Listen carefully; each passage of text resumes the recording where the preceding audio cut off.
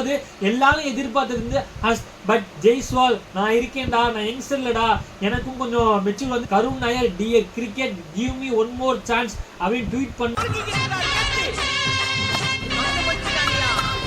கலி cricketer India versus England second test match start பண்ணிட்டாங்க. டாஸை வின் பண்ணி இங்கிலாந்து பவுலிங் போறேன்னு சொல்லியிருந்தாங்க. இல்ல கேட்டதுக்கும் அதுதான் சொல்லியிருந்தாரு. இந்தியா 3 சேஞ்சஸ் பண்ணியிருக்காங்க.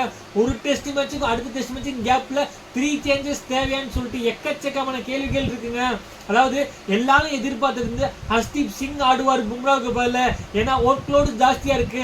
போன மேட்ச் அவர் 44 ஓவர் போட்டிருக்காருன்னு சொன்னதுனால ஒர்க் லோடு ஜாஸ்தியா இருக்குன்னு அப்படி பிளான் பண்ணிருக்காங்க. பட் அவர் ஆகாஷ் தீபை உள்ள கொண்டு வந்தாரு. தாக்கூர் என்னங்க பாவம் பண்ணாருன்னு தான் கேட்கணும். ஒரு மேட்ச் ஃபர்ஸ்ட் இன்னிங்ஸ்ல 40 ஓவர் கொடுத்தீங்க, செகண்ட் இன்னிங்ஸ்ல 17 ஓவர் கொடுத்தீங்க, அப்பயும் ஒரு விக்கெட் எடுத்து கொடுத்தாரு. அவரையும் உட்கார வச்சுட்டு நிதிஷ் குமார் ரெட்டி எடுத்தீங்க. அவர் பெருசா இம்பாக்ட் பண்ணிடுறாங்கன்னு பொறுத்து இருந்து பார்ப்போம். அது மட்டும் இல்லாம சாய் சுதர்சனை ஆட வச்சு இந்த மேட்ச் உட்கார வச்சுட்டீங்க. என்ன நீங்க ஸ்ட்ராட்டஜி யூஸ் பண்ணிட்டீங்கன்னே தெரியலங்க. அதாவது இந்தியன் டீம் 7 டெஸ்ட் மேட்ச், கடந்த 7 டெஸ்ட் மேட்ச்ல நம்பர் 3 ஸ்பாட்டை 5 தடவை மாத்திருக்காங்க. கேஎல் ராகுல், கருண் நாயர், ரோஹித் சர்மா, சாய் சுதர்சன் சொல்லிட்டு எக்கச்சக்க பேரை மாறி மாறி ட்ரை பண்ணிட்டு இருக்காங்க. இது இந்தியன் டீமுக்கு நல்ல விஷயமே கிடையாதுங்க. ஃபைனலி நம்ம மேட்சுக்குள்ள போலாம். ஓப்பனிங் கேஎல், கிளாசி, ரோல்ஸ் ராய்ஸ், ராகுலும் ஜெய்ஸ்வாலும் வந்தாங்க.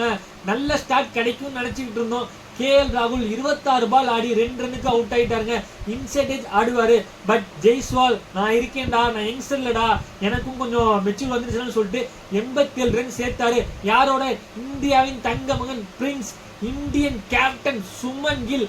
அவர் 100 ரன் அடிச்சு இந்தியாவை சேவ் பண்ணிருக்காங்க சொல்லணும். ரிஷர் பண்ட் நீங்க நல்லா ஆடுறீங்க, பட் கொஞ்சம் சென்சோட ஆடினீங்கன்னா, கொஞ்சம் மேட்சுக்கு ஏற்ற மாதிரி ஆடினீங்கன்னா உங்களால சர்வே பண்ண முடியும். சூப்பர் சூப்பர் சூப்பர்னு சொன்னவர் இந்த தடவை அந்த தப்பை பண்ணிட்டாரு. Batter loose shot out over 46, அது கிலோமீட்டர் 46 தான் போட்டாரு. பேட் அவுட் ஓவர் கேட்ச் ஆவர். நிதிஷ் குமார் ரெட்டி எதுக்குங்க எடுத்தாங்க அவர் அப்படின்னு தான் கேட்குற மாதிரி இருக்கு. வெல் லெஃப்ட் பண்ணுவாரு, கிறிஸ்வோக்ஸ் போடுவாரு. அதுக்கு முந்தின பால் ஸ்டெம்பை உரசுற மாதிரி போகும். அடுத்த பால் போடுவாரு, போல்ட் ஆயிடுவாருங்க. அவர் போச்சு. Karun Nair dear cricket give me one more chance அப்படின்னு ட்வீட் பண்ணாரு. அது 8 வருஷத்துக்கு அப்புறம் நடந்திருக்கு. பட் கடந்த 3 இன்னிங்ஸ்ல ஒரு 50 கூட வரல.